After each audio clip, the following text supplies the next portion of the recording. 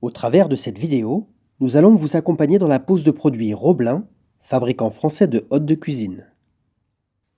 Le moteur d'extérieur étanche se fixe sur une façade ou sur un toit terrasse à une distance de 3 à 6 mètres maximum afin de garantir un confort phonique optimal. L'alimentation s'effectue au niveau de la hotte. Nos plafonniers se fixent à une hauteur de 1,5 m maximum du plan de cuisson.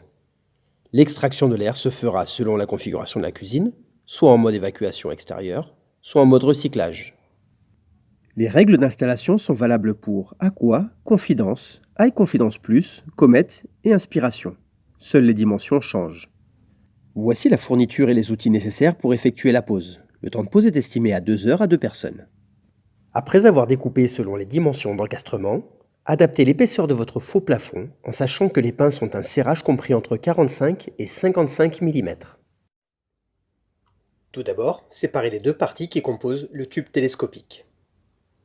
Insérez le tube mâle dans l'arrivée d'air du moteur.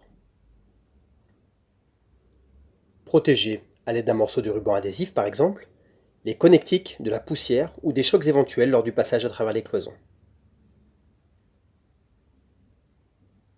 Déposez le capot du moteur en enlevant les deux écrous-borgnes ainsi que les deux rondelles.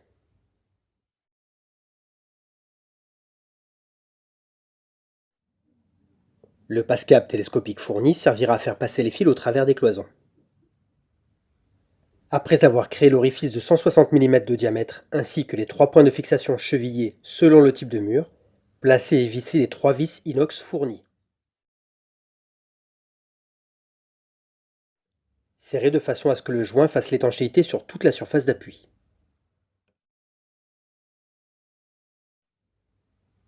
La gaine qui fait la liaison entre la hotte et le moteur doit avoir un diamètre de 200 mm. Assemblez la gaine souple dans le réducteur et le réducteur dans le clapet anti-retour, puis insérez le clapet dans la partie femelle du tube télescopique. Bloquez les assemblages avec du ruban adhésif aluminium. Tirez les fils du moteur jusqu'à la hotte. L'alimentation ainsi que la commande du moteur se feront à partir de la hotte. Amenez, tendez et fixez la gaine au moteur.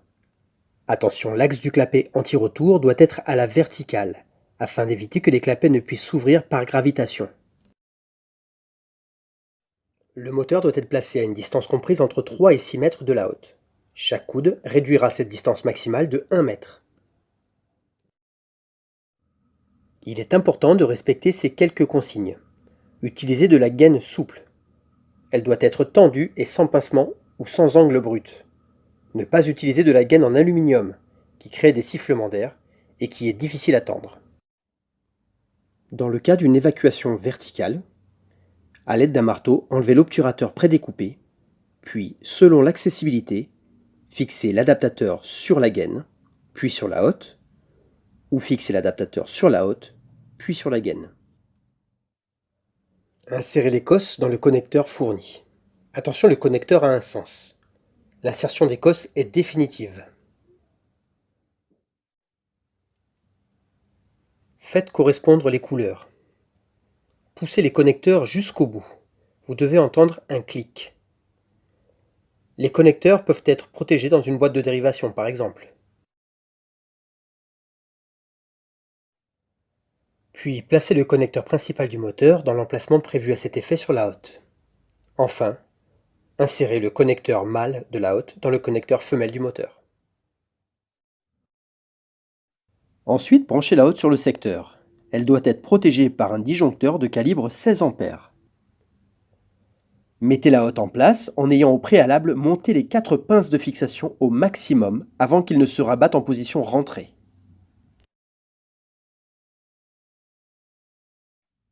Vous pouvez maintenant fixer la hotte en serrant les 4 pinces de fixation à l'aide d'un tournevis de type PZ numéro 2. N'utilisez pas la visseuse, sous peine d'endommager les pinces. Avant de refermer le capot du moteur, faites un essai en allumant la hotte. Puis arrêtez la hotte et remettez le capot, les rondelles et les deux écrous-borgnes.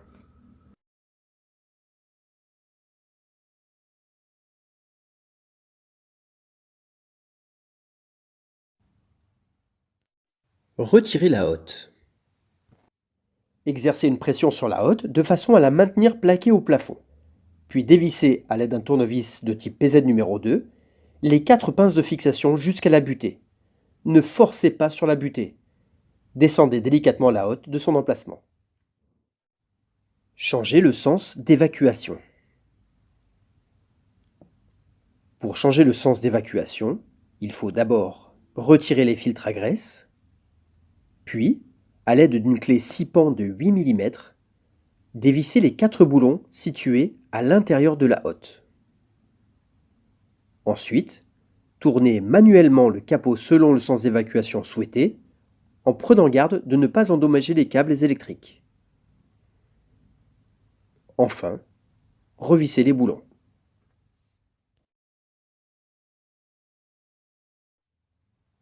Évacuation horizontale rigide. Si vous êtes dans la configuration d'une évacuation horizontale rigide, enlevez à l'intérieur de la hotte les 4 vis qui maintiennent la collerette rectangulaire. Puis à l'aide d'un marteau, retirez l'obturateur latéral. Assemblez solidement avec du ruban adhésif par exemple, la collerette et la gaine rigide. Ensuite, et avant le montage, préparez la gaine dans le plafond et la laissez en attente suivant les dimensions indiquées en longueur par X et en hauteur par Y. La gaine doit être dans l'axe de la découpe d'encastrement. Une fois la hotte fixée, axez manuellement le conduit face à la bouche d'extraction et enfin serrez les vis.